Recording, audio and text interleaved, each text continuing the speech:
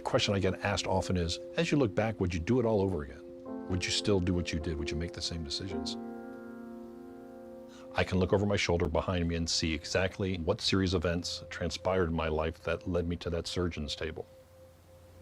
I met people, I read stories, I saw a movie. All these different ingredients at the time created a Harold that was open to the idea of trying to help somebody. And when someone said, you know, there's people that are giving kidneys to people that need them, I thought that was an interesting concept.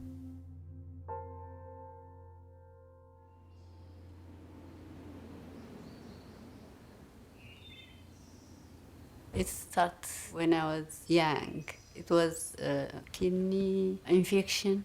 When I was back in Ethiopia, I don't know about kidney transplant. I don't know about kidney failure.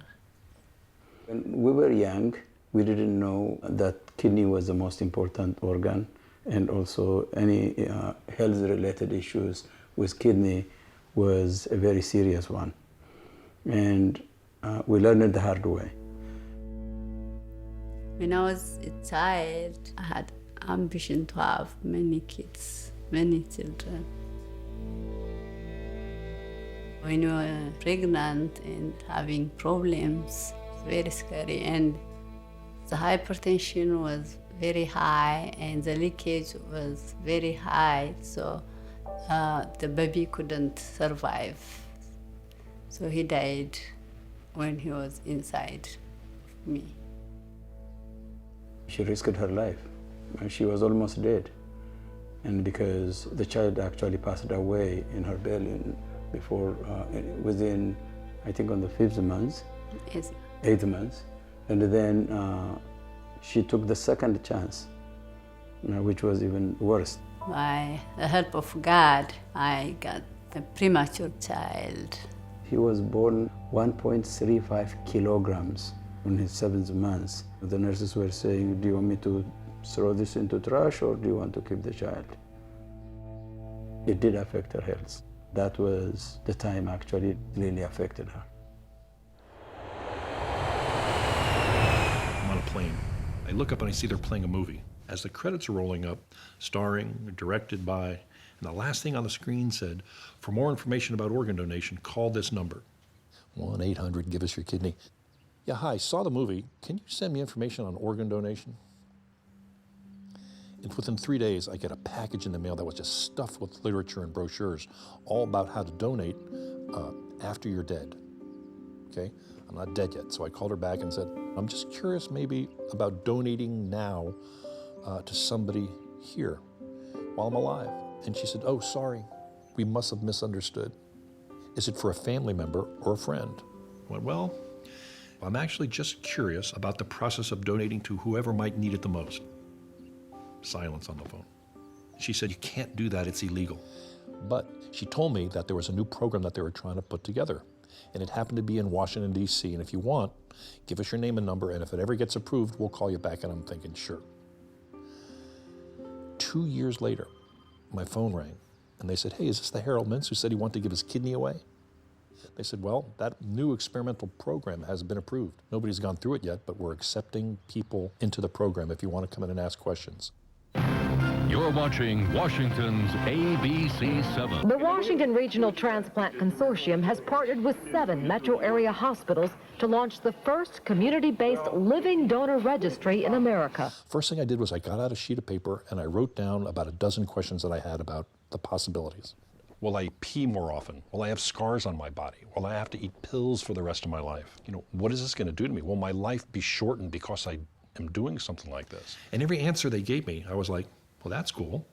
That's not a problem. That's okay. I got to this one question. If I don't give my kidney to somebody this week, will somebody die waiting for it? Yes.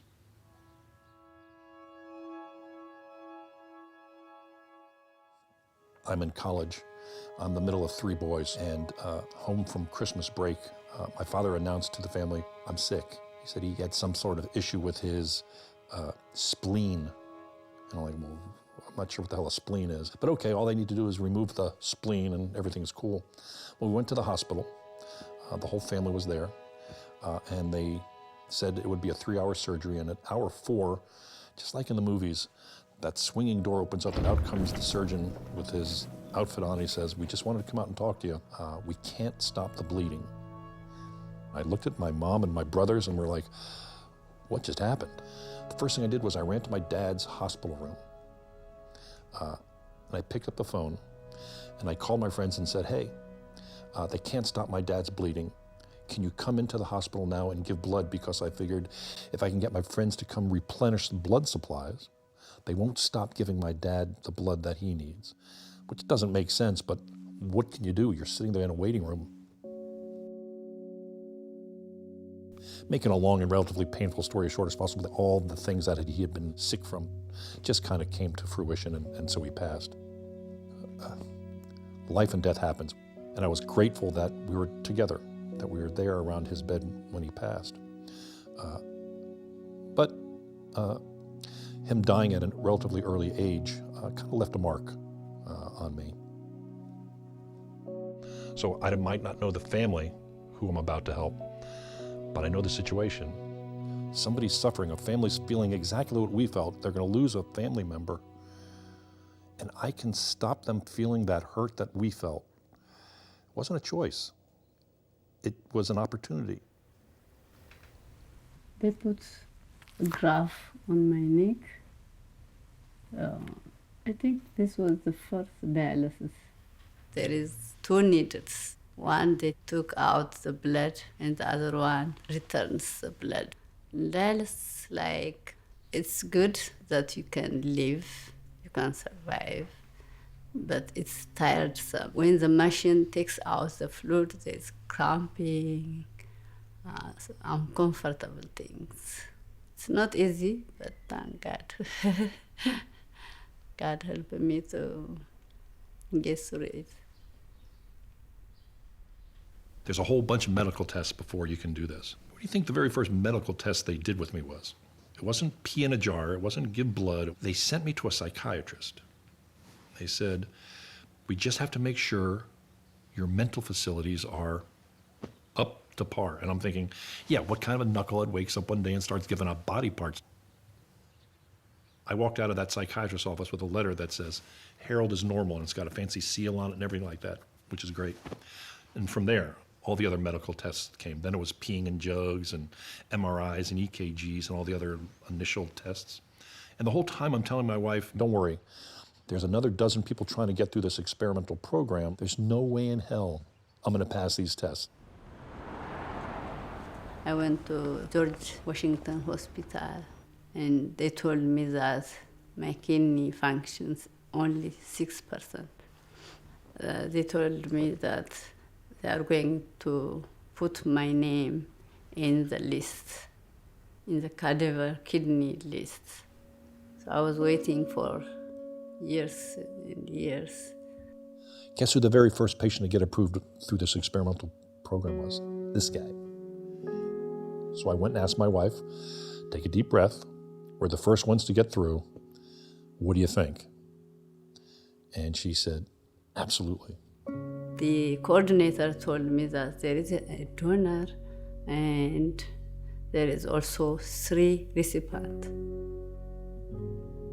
So they don't know to whom kidney we will go.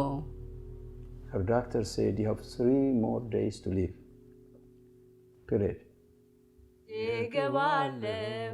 አምላክ ነህና ስለሚገባህ ይዤ እገባለሁ አምላክ ነህና ስለሚገባህ ሃሌሉያ ሃሌሉያ ለእግዚአብሔር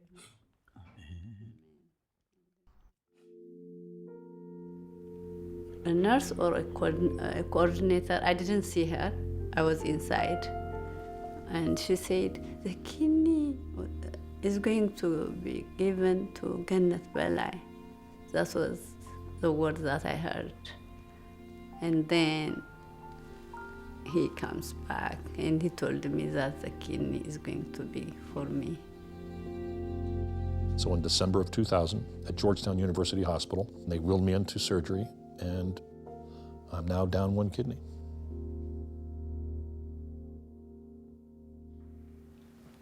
After a kidney transplant, how strong. So they told me to go to the recovery room. And when I went there, the kidney was pumping. That was after 20 years. I was praising God. There was no dialysis. I've never seen dialysis since the transplant. We first met Harold Mintz right after the transplant. The Arlington man was the first to donate to a stranger through the new Washington Regional Living Donor Registry. If both the donor and the recipient agree to meet months after surgery, you're allowed to. All of a sudden, for the first time, fear just enveloped me. I was asking for the donor, and the coordinator told me that the donor doesn't want to meet you. And then, why? I don't know. He doesn't want to meet you. You know, I ask people, what do you think I might have been scared of? And they go, well, that, she wasn't the right person, or something like that. And I always go, it's the exact opposite. I said, my big fear is, what happens when she or he looks at me and goes, ooh, he's white and he's Jewish and he's got a big nose, or whatever they were going to say.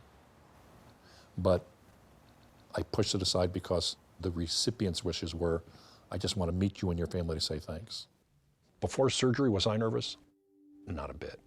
But getting ready to walk in that room, yeah, I was freaking out. I was peeing in my pants. Because the door opens up, and there's clicking and flash bulbs are flashing. And all of a sudden, I see this tiny woman standing with a bouquet of flowers. And all of a sudden, I zero in on her, and this all fuzzes out. I don't see any of this. And I just walk straight up to her, and we give each other a big hug. And as I'm hugging her, I just keep hearing her say, thank you, thank you, thank you. When I met him first, it's tall, but I was eager to see him. And for the next 3 hours, we shared with each other, how did we end up in this room together? How did we intersect? You like spicy food? Corned beef? Pickles? You couldn't find two more opposite people if you tried. Tall, white, Jewish, talkative, blabberhead. She is from Ethiopia. She's tiny. She's seriously Christian. She barely talks above a whisper. We're just opposite people, physically, spiritually, everything. And yet, we're as close family as I am with my family. We met his family. Since then, we are families. We call each other. Every year on my birthday, I send my kidney across the country a birthday card, and I always say something goofy like, make sure my kidney gets a piece of cake today, it's its birthday today. I don't think she gets it, but it makes me laugh, and I think it's pretty funny. On anniversaries, she calls it her rebirth day. I want to celebrate not my real birthday, but my kidney transplant birthday, because I connected it with my life. It renews my life again without complications. So that's my birthday. So I'm 15 now. As far as Harold is concerned, it's not easy risking your life to save somebody else whom you don't even know, whom you have never seen. I was asking myself, could I do that? And my answer was no. I know what it means, failing kidney. So when you have only one kidney, you are risking your life. With a disease, you can't help it, but voluntarily, it is difficult. So he must have a special heart, honestly. Any regrets, Harold? Oh, completely no regrets. This was easy for me to do. I understand why more people don't say, hey, take a kidney and give it to somebody. I get it. But if everybody signed their driver's license today, nobody would die waiting. Nobody would die on the waiting list. Gannett waited a long time, 12 years to get a new kidney, dialysis 3 times a week, 44 surgeries. But she and her family never gave up hope. When somebody talks about what I did, it's often called selfless. Selfless to me is doing something where you get no benefit. That's not me. I got tons from what I did. I continue to get tons from it. but that's not, I'm a hero, I'm that great. No, I'm normal. And I think normal people can do outstanding things. And that's the best part of the story. I'm human. And the human with all my faults and everything was able to open myself up and give to somebody else to help save them. We all have the capability of doing that.